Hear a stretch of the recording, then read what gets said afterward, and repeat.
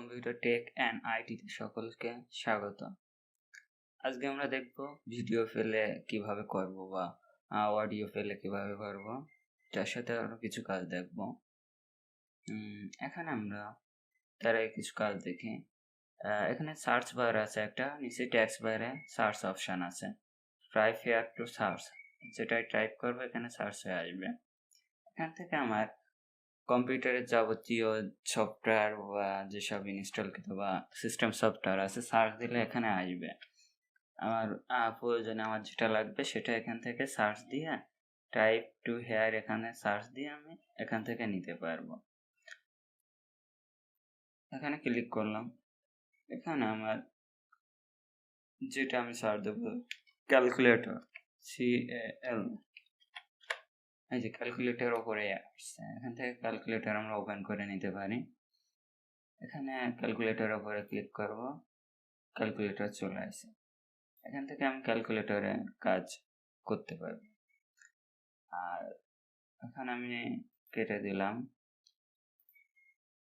আর এখানে রিসেন্ট যেগুলো ওপেন হয়েছে এখানে শো করছে রিসেন্ট।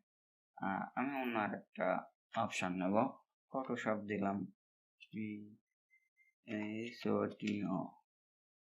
Adobe Photoshop. আগে অ্যাডোবি লিখব, ওই যে অ্যাডোবি ফটোশপ চলে আসছে। এখান থেকে অ্যাডোবি ফটোশপের উপরে লেফট বাটন ক্লিক করবো, অ্যাডোবি ফটোশপ ওপেন হয়ে যাবে। এখানে অ্যাডোবি ফটোশপ পিছনে ওপেন আসছে। এই সার্চ বারের সুবিধা হলো যে সহজে আমি ভেতরে না ঘুটে এখান থেকে যেটা সার্চ দিয়ে আমি সহজে কাজটা করতে পারবো, সফটওয়্যারটা ওপেন করতে পারবো, করে আমার কাজ সম্পূর্ণ করতে পারবো।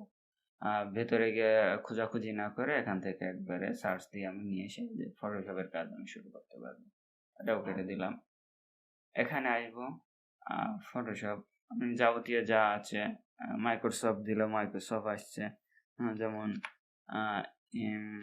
MIC মাইক্রোসফট অফিস 2003, এটা ওপেন করব।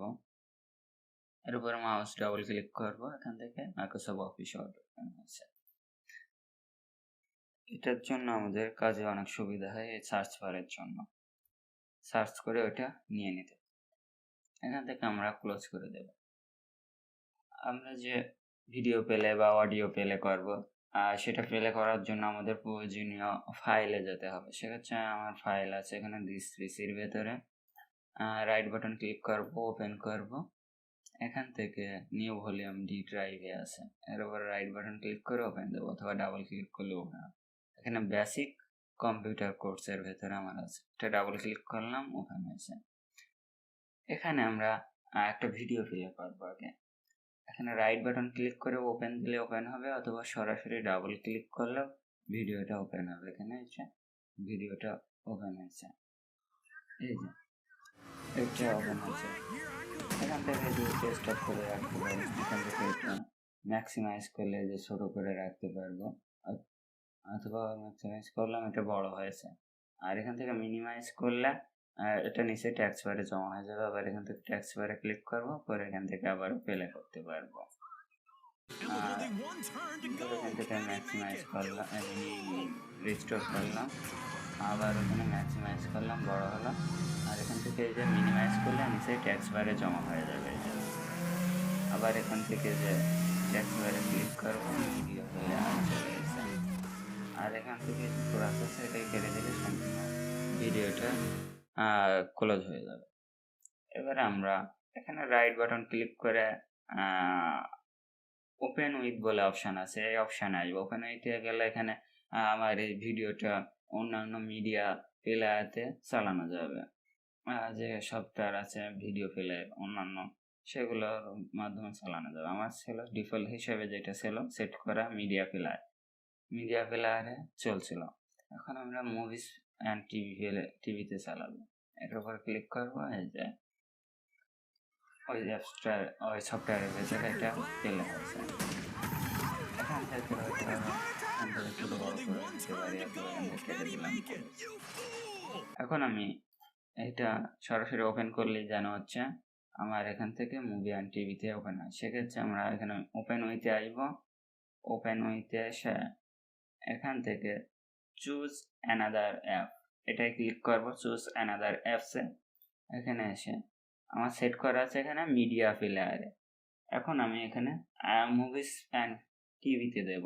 এটাই দিয়ে এখানে always use this apps to open MP4 file. এখানে এটাই টিক মার্ক তুলে দিলে দিয়ে ওকে দিলে আমাদের এটা অলওয়েজ ওপেন করলেই আমাদের মুভিস অ্যান্ড টিভি প্লেয়ারে টিভিতে এটা প্লে হবে ভিডিওটা। এখানে ওকে করে দিলাম। মুভিস অ্যান্ড টিভিতে চলে আসছে। এখানে রাইট বাটন ক্লিক করলে ওপেন করলেই মুভিস অ্যান্ড টিভিতে ওপেন হবে। বুঝছো? আবার ক্লোজ করে দেব। এখন আমরা অডিও প্লে করবো। এখান থেকে অডিও প্লে আছে, এটা অডিও একটা ফাইল আছে। এর উপরে রাইট বাটন করবো। অডিওর ক্ষেত্রেও সেম, এখানে ওপেন করলে এটা সরাসরি একটা সেট করা আছে মিডিয়া প্লে, আর ওইটাই ওপেন হবে আমার। এখানে দিলাম, এই যে এটাই ওপেন হয়েছে। আর এখান থেকে স্টপ করে রাখতে পারি, বা এখান থেকে এটা 30 সেকেন্ড করে টেনে দিয়ে দিতে পারি। এরপরে আমি সেম ভাবে ওপেন উইথ করতে পারি। রাইট বাটন ক্লিক করব, ওপেন উইথ অ্যানাদার সফটওয়্যারে আমি প্লে করতে পারি। যেমন এখানে উইন্ডোজ মিডিয়া প্লেয়ারে দিয়ে দিলে চলে আসবে। এখানে চুজ অ্যানাদার দিয়ে সেট করে দিলেও সেম ভাবে অ্যানাদারে সেট হয়ে যাবে।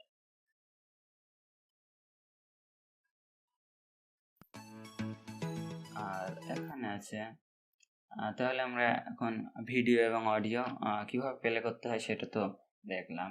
এখন আমরা ইমেজে কিছু কাজ দেখবো। এখানে ইমেজে আসবো, পিকচারে ফটো, এখানে অনেক ফটো আছে। আমরা এখান থেকে একটা ফটো যাব, এখান থেকে এই ফটোটা ওপেন করবো। সেক্ষেত্রে রাইট বাটন ক্লিক করে ওপেন দিলে সরাসরি ওপেন হবে, অথবা এরও রাইট বাটন ক্লিক করে ওপেন উইথ আছে, এখান থেকে ওপেন উইথ বলে অপশন আছে। ওপেন উইথ যদি আমি ফটোস আছে, তারপর স্ন্যাপ আছে, অথবা মাইক্রোসফট ওয়ার্ড আছে, বা ফায়ারফক্স আছে, আমি যেটাই ওপেন করবো এটা সেটাই ওপেন হবে। আমরা ডিফল্ট হিসেবে যেটা আছে ওটাই দিলাম, আর এটা ম্যাক্সিমাইজ করে নিলাম। এই ফটোটা আমরা বড় করে নিলাম। আর এখান থেকে মিনিমাইজ করে রাখলে সেমভাবে নিচে ট্যাক্স বারে জমা হয়ে যাবে, এটা মিনিমাইজ হয়ে যাবে। আবার এখানে ট্যাক্স বার থেকে ক্লিক করলে এটা আবার আমার ফুল স্ক্রিনে চলে আসবে।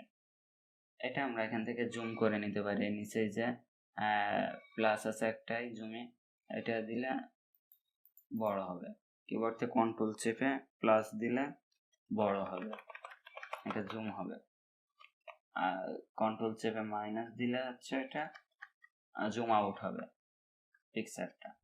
এভাবে জুম করে আমরা দেখে নিতে পারি। এখান থেকে 100% আছে, 123%, এইভাবে আমরা জুম করে এটা দেখে নিতে পারি। আর এখান থেকে জুম আউট করে নিতে পারি। এইভাবে পেজটাকে আমরা জুম ইন বা জুম আউট করতে পারি। এখান থেকে ক্লোজ করলাম।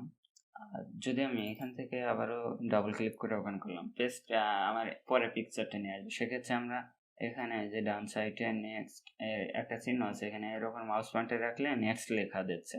এর উপর ক্লিক করলে আমাদের পরের একটা যে পিকচারটা আছে সেই পিকচারটা চলে আসবে। অথবা কিবোর্ড থেকে যদি আমি অ্যারো কি দিই, মাউস না চেপেও অ্যারো কি চাপ দিলে পাল্টাবে পিকচার। এখান থেকে অ্যারো কি দিলে পিকচারগুলো পাল্টাবে, চেঞ্জ হবে পিকচার। আর এভাবে আমরা পিকচার চেঞ্জ করে নিতে পারি। আজকের পর্ব এই পর্যন্ত।